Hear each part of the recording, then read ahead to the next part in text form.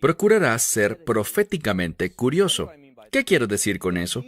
Que tú querrás conocer las palabras de los profetas. Vivirás interesado. La Biblia dice que nadie sabe el día ni la hora, pero lo que puedes saber es la temporada. Y lo que quiero que veas es esto. El libro de Apocalipsis esboza para nosotros tiempos y épocas, lo que va a suceder. Algo que sabemos es que Daniel es un libro clave para entender los últimos días. Daniel habla sobre 70 semanas. Y la más importante de estas semanas es la semana número 70. En otras palabras, los últimos 7 años.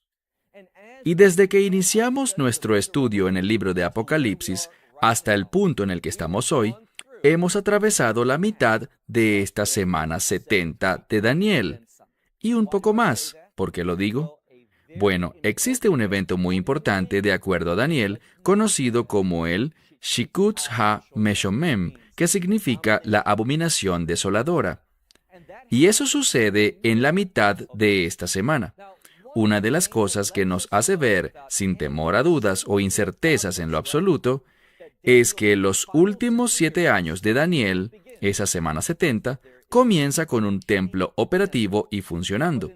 Pero en el medio de esa semana, es decir, a los 3 años y medio, veremos que el anticristo entrará en el lugar santísimo, se proclamará a sí mismo no solo como el Mesías, sino además como Dios.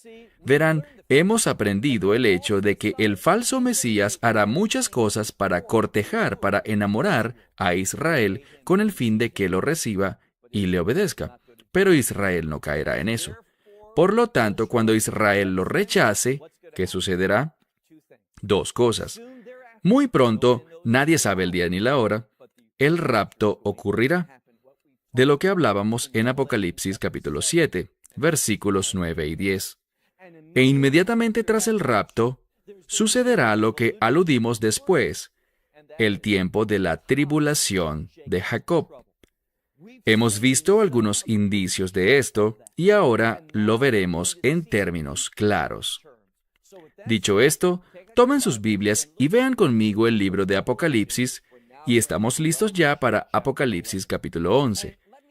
Déjame sugerirte y animarte en algo. Apocalipsis 11 es muy importante para entender el marco de referencia de los últimos días, para entender y ser encontrados fieles al responder a la verdad de Dios. Apocalipsis 11 lidia con la segunda mitad de la semana de Daniel, esos últimos 3 años y medio, y como dije, el cuerpo de creyentes ya no estará allí. Pero es importante que entendamos esto con el fin de enseñarlo y compartirlo con otros. Así que empecemos. Apocalipsis capítulo 11, verso 1. Me fue dada, este es Juan hablando, me fue dada una caña similar a una vara. Esto es como una vara para medir. Dios quiere que entendamos las dimensiones de las cosas, de lo que ocurre. Entonces me fue dada una caña similar a una vara, y el ángel se levantó y habló y me dijo, levántate y mide. Tu Biblia probablemente diga, el templo de Dios. Ten mucho cuidado. En el Nuevo Testamento, hablando del Nuevo Testamento griego, hay 2 palabras para templo. Está la palabra irón, que significa toda el área del templo, y también está la palabra neos, que tiene que ver con el santuario, los lugares santos. Y aquí en Apocalipsis 11, al principio estamos hablando de la palabra neos, o sea, los lugares santos, donde se encontraba el altar, donde estaría el lugar santísimo, esa área completa, adentro y afuera. De eso es lo que habla. Mira de nuevo. Dice, en el medio del verso 1, levántate y mide el santuario de Dios y el altar, y a aquellos que se postran, o sea, que adoran, en él. Y menciona también el patio externo, afuera del santuario, diciendo, el patio externo alrededor del santuario, dice, no lo midas. ¿Por qué? Porque será entregado a las naciones, o sea, a los gentiles. Lo que vemos aquí es que en Jerusalén sucederá una especie de división. Y la división tiene que ver con el lugar santo, donde el templo será reconstruido, donde se encontrará funcionando, y esos lugares externos, fuera del lugar santo, de los cuales dice que serán dados a los gentiles, a las naciones. En el nuevo pacto, esto es importante, y voy a preceder mi declaración diciendo esto: Dios no hace acepción de personas.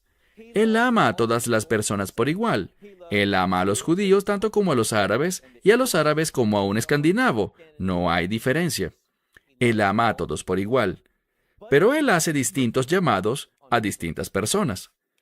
Pero en el nuevo pacto, con frecuencia cuando vemos el término naciones o gentiles, con frecuencia en el Nuevo Testamento, eso habla sobre aquellos que no tienen una relación de pacto con Dios. Y esa es la forma como necesitamos entenderlo aquí en Apocalipsis capítulo 11. Entonces habla sobre aquellos que están adorando en el templo y aquellos de las naciones que no tienen fe en las promesas de pacto de Dios, quienes no creen en el Dios de Israel. Bien, ¿quién será el líder en este tiempo? El anticristo. Y debemos asegurarnos de entender la religión del anticristo. Aunque el Islam proviene del mismo infierno, no hay redención, no hay verdad en él, necesitamos entender que el Islam no es la religión del anticristo. Habrá un pluralismo religioso que dirá: haz lo que quieras, piensa lo que te dé la gana, cree lo que quieras, todos los dioses son buenos, todas las religiones son buenas, hay salvación en todas ellas, lo cual también es un engaño. Pero eso es lo que el anticristo inicialmente promoverá. Él intentará unir a todas las personas alrededor de su liderazgo. Él cambiará esto, pero inicialmente es lo que hará.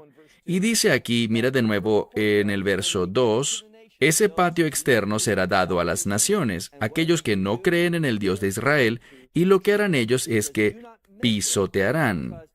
Dice, no la midas porque ellos van a pisotear la ciudad santa. Y harán esto por un período de 42 meses. ¿Qué 42 meses? Los últimos 42 meses.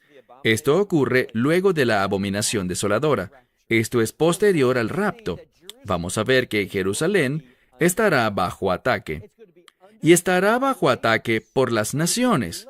Y el ataque será dirigido por el anticristo, quien tendrá un desprecio y rechazo absoluto por los hijos de Israel, por los hijos de Jacob, debido a que ellos no lo quisieron recibir.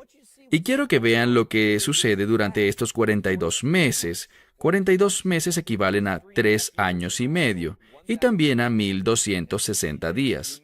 Recuerden eso, 1260 días. Verso 3. Dios hablando dice, y le daré mis 2 testigos. Esto es muy importante, porque en este pasaje de la Escritura, en la última mitad de la semana 70 de Daniel, en los 42 meses finales, Dios designará 2 testigos. Y estos 2 testigos, sigamos leyendo en el verso 3, ellos profetizarán. ¿Por cuánto tiempo? Dice, por 1260 días. Es el mismo periodo de 42 meses, y ellos estarán vestidos con cilicio. ¿Por qué? Porque el cilicio, bíblicamente hablando, está relacionado con el arrepentimiento. ¿Qué sabemos entonces? Sabemos que estos 2 testigos van a profetizar, y como sucede con la mayoría de las profecías, éstas producen arrepentimiento. Y por eso es que es tan peligroso hoy que la vasta mayoría de las iglesias no son sensibles a la profecía. Es decir, no están estudiando a los profetas. Vamos a descubrir al llegar a Apocalipsis 19, y lo digo con frecuencia, que el espíritu de la profecía produce el testimonio que representa el carácter y atributos del Mesías Yeshua. Si tú rechazas la profecía, no crecerás ni madurarás espiritualmente hasta la dimensión que Dios tiene para ti, ni darás el testimonio correcto. Mira de nuevo el verso 3. Yo designaré o daré a mis 2 testigos, Ellos profetizarán por 1260 días, vestidos en cilicio. Verso 4. Porque estos son los 2 árboles de oliva y las 2 menoras, los 2 candelabros, de pie delante del Dios del mundo. De nuevo, si tú conoces los profetas, escucharás esto y entenderás en un segundo que con estos 2 términos, las 2 menorás y los 2 árboles de oliva, se está refiriendo a Zacarías capítulo 4. Lo que quiero que veas aquí es que, una vez más, Él usa profecías del Antiguo Testamento para ayudarnos a entender. Y déjame decirte muy brevemente que esto tiene que ver con la unción de la palabra de Dios. En otras palabras, vemos que el arrepentimiento es solo una realidad cuando la palabra ungida de Dios es revelada. Entonces, una y otra vez, vemos la importancia de la Escritura. Lo que Juan revela aquí es que solo cuando tenemos un marco de referencia bíblico es que puede haber arrepentimiento. Es que podemos servir a Dios y que podemos entender lo que Dios quiere hacer, cómo está obrando. De eso se trata este pasaje. Y noten lo que dice, avancemos al verso 5. Estos 2 testigos tendrán un poder ungido. Ellos hablarán por todo el tiempo que Dios quiera que hablen, es decir, por estos 1260 días. Y el mensaje que compartirán es un mensaje de arrepentimiento. Y el mundo, les pregunto, incluso la iglesia hoy en día no quiere escuchar mensajes de arrepentimiento. ¿Crees que el mundo lo querrá? No, pero ese es el mensaje que darán. Verso 5. Porque si algún hombre busca hacerles algún daño, y lo intentarán, querrán matarles y lo probaremos en un momento. Dice que fuego saldrá de sus bocas. Me gusta eso. Aquí están ellos, ¿y dónde están profetizando? Ellos estarán profetizando y llegaremos allí, en la ciudad santa de Jerusalén. Pero Jerusalén tendrá una forma de pensar muy diferente para ese tiempo. Entonces, ellos estarán profetizando en Jerusalén, la gente de las naciones se levantará en su contra, no querrán escuchar este mensaje, y cuando alguien se aproxime para matarlos, ¿qué ocurrirá? Bueno, dice que fuego saldrá de sus bocas y devorará a sus enemigos. Esto es importante porque lo que dice la Escritura es esto. Aquellos que están en contra de la profecía son enemigos de Dios. Aquellos que no creen en la revelación de la Escritura se están alistando a sí mismos para el juicio de Dios. Entonces, una vez más, porque si algún hombre busca hacerles daño, fuego saldrá de sus bocas y consumirá a sus enemigos. Pues de esta manera es que quienes busquen hacerles daño, de esta manera con seguridad morirán. Verso 7. Y a ellos se les dio poder para hacer algo. No tenemos conocimiento, y este es un punto de gran debate, porque muchas veces a la gente le gusta estudiar y perseguir cosas que Dios simplemente no revela. Creo que es mucho más sabio perseguir las cosas que Dios sí revela. Pero para abordar un tema que sé que siempre genera dudas, hablaré de esto. ¿Quiénes son estos 2 testigos? Bueno, como dije, no lo sabemos, pero Dios nos da algunas características interesantes sobre ellos. Veamos esto en el versículo 6. Dice, y ellos tienen el poder o la autoridad de cerrar los cielos para que no llueva en los días de su profecía. Ahora, piensen por un momento. Nosotros sabemos que la base para entender el libro de Apocalipsis es la Tenaj, la Biblia hebrea, el Antiguo Testamento. ¿Y habrá alguien que venga a nuestra mente que cerró los cielos por ese periodo de tiempo? 3 años y medio. Sí, fue Elías. ¿Estoy diciendo que Elías es uno de los profetas aquí? ¿Uno de los 2 testigos? Bueno, no podemos ser dogmáticos al respecto, pero la Escritura sí dice que antes de que el reino sea establecido, antes de la segunda venida del Mesías, Elías vendría. Entonces pudiéramos tener una indicación aquí de que Elías es uno de ellos, pero no voy a ser dogmático. No diré algo fuera de lo que la Biblia declara. Leemos algo más. Dice que tenían poder sobre el agua para convertirla en sangre.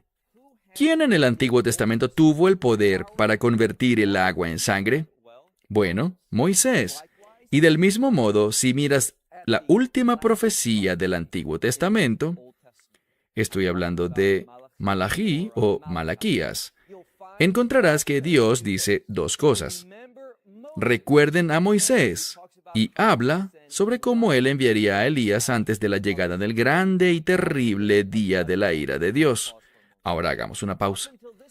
Hasta este momento, la ira de Dios no ha caído. Hemos visto juicio de Dios, su castigo, pero esto aún no es su ira consumidora. Eso está en el horizonte. Recuerden que hablamos que hay 7 sellos, 7 trompetas y 7 juicios más fuertes. Y es en estos juicios más fuertes que veremos la ira consumidora de Dios. Será derramada en los últimos días. Entonces, vemos que estos 2 testigos tenían el poder para cerrar los cielos de modo que no lloviera. La lluvia es sinónimo de bendiciones, así que Dios no estará enviando bendición en este tiempo, debido a la idolatría y al gobierno del anticristo sobre el mundo.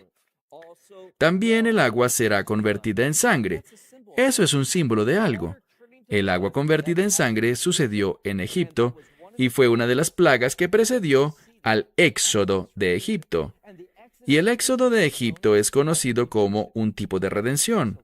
Fue la Pascua. El Mesías murió en la Pascua para enseñarnos que Él es el Redentor.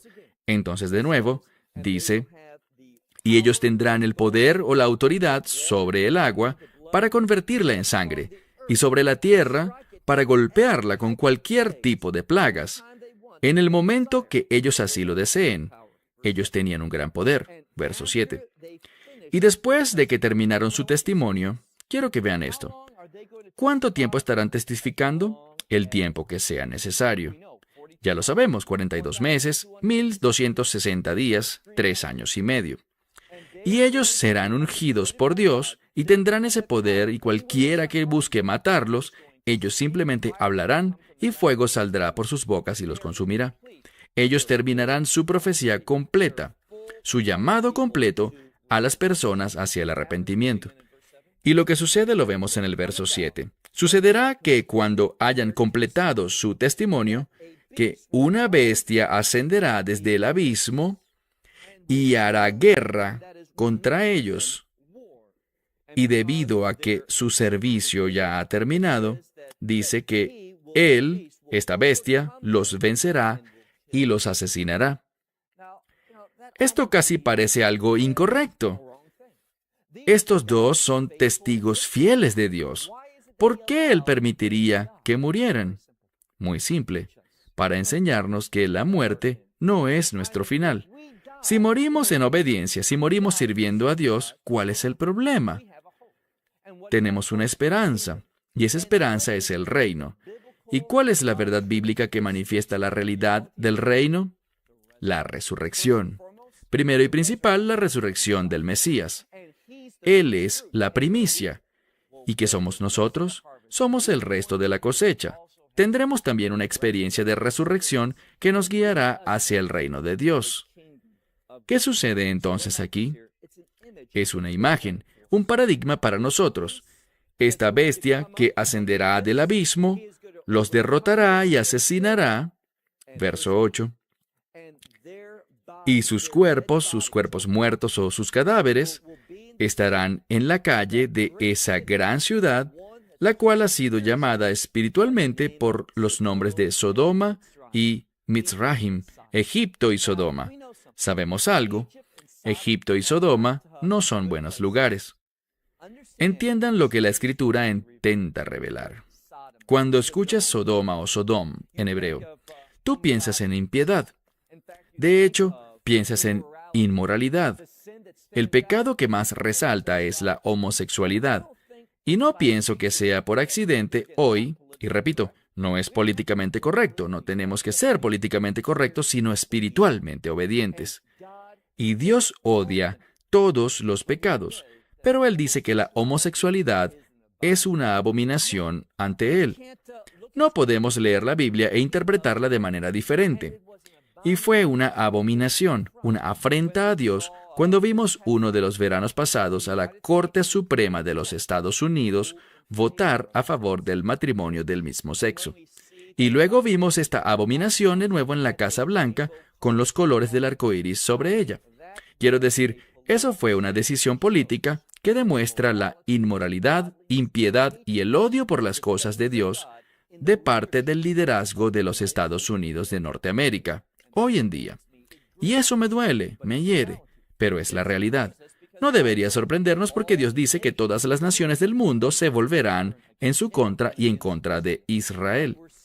Y veremos a Estados Unidos y las demás naciones con firmeza volverse en contra de Israel. Tanto así que cuando el primer ministro israelí habló hace pocos años en las Naciones Unidas, la vasta mayoría, el 70% de los delegados, se levantó y se fue. Y él iba a hablar desde una posición del Medio Oriente con respecto a Irán, el cual es uno de los elementos más importantes, uno de los más importantes factores en el mundo actual, tanto espiritual como secularmente. La razón es que bíblicamente Irán juega un rol muy importante en los últimos días, proféticamente. Debemos estar atentos a ello. Pero volvamos. Dice aquí que sus cuerpos quedaron tendidos en la calle de esa gran ciudad que es llamada Sodoma y Egipto. Egipto es sinónimo del mundo, entonces Egipto, el mundo y Sodoma van mano a mano. Es la ciudad que es llamada o en la cual tomó lugar la crucifixión de nuestro Señor. Estamos hablando de Jerusalén y cómo Jerusalén se convertiría en una afrenta para Dios. ¿Quién será el gobernante? El anticristo. Y él será el campeón del pluralismo religioso que dice, haz lo que quieras, cree lo que quieras, todo lo que hagas es santo. Eso es lo que el mundo enseñará. Bueno, avancemos al verso 9. Y muchas de las personas, familias, lenguas o idiomas y las naciones verán sus cuerpos muertos por 3 días y medio, y no permitirán que sus cuerpos sean puestos en una tumba. Esto es muy importante porque impedir que un cuerpo sea sepultado busca avergonzar a esa persona. Y lo que la Escritura busca comunicarnos de una manera bíblica es que el mundo sentirá desprecio y total rechazo por estos 2 testigos. ¿Testigos de quién? Testigos que cargan la verdad del testimonio de Dios. Y solo nos demuestra, nos enseña cuán lejos el mundo se alejará de Dios. Lo que veremos es que ser políticamente correcto es exactamente lo contrario a la verdad de Dios.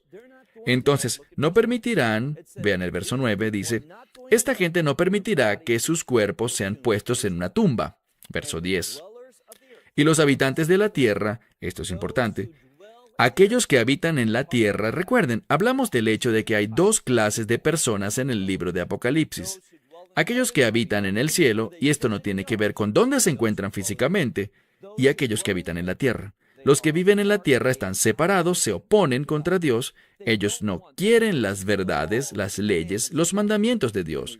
Y leemos aquí, dice, esas personas, verso 10, aquellos que habitan en la tierra se regocijarán por esto.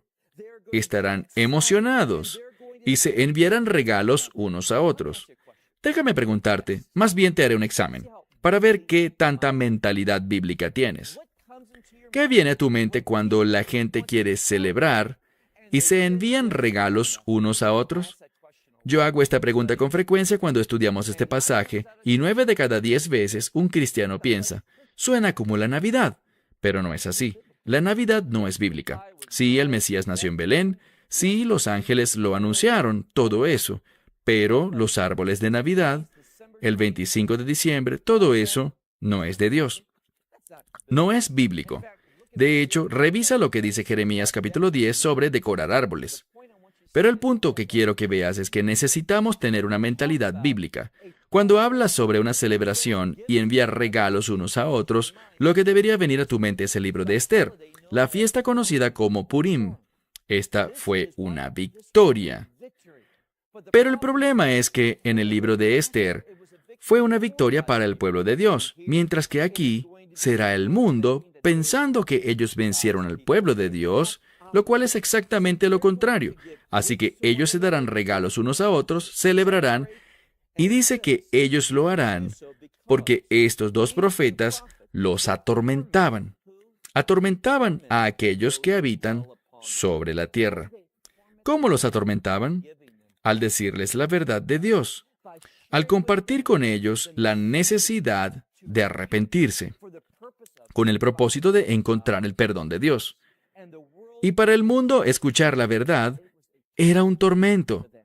Eso solo demuestra cuán distante el mundo estará alejado de las cosas de Dios. Y por eso, antes de que seas barrido por esta errada moralidad, por este pensamiento políticamente correcto, es urgente que hoy limpies tu mente y purifiques tu mente, lavándola con la palabra de Dios. Que tú puedas ver las cosas desde su perspectiva, una perspectiva profética, y conozcas los planes de Dios, para que te posiciones en obediencia y seas un testimonio viviente, un testigo que comparte el carácter de Dios con los demás. Bueno, se terminó mi tiempo. Hasta la próxima semana cuando continuaremos con Apocalipsis capítulo 11. Esperamos que te hayas edificado con el mensaje de hoy y lo compartas con otros. Te invitamos a seguir nuestros estudios cada semana por este canal y por el portal de YouTube de Amarás a Israel. También puedes descargar nuestra aplicación móvil gratuita, Mi Estudio Bíblico. Finalmente, para obtener más información sobre nosotros, visita nuestra web amarasaisrael.org, donde encontrarás otras conferencias de Baruch en audio, video y texto. Hasta el próximo programa. Que el Señor te bendiga en Yeshua HaMashiach, Jesús el Mesías, mientras caminas con Él. Shalom desde Israel.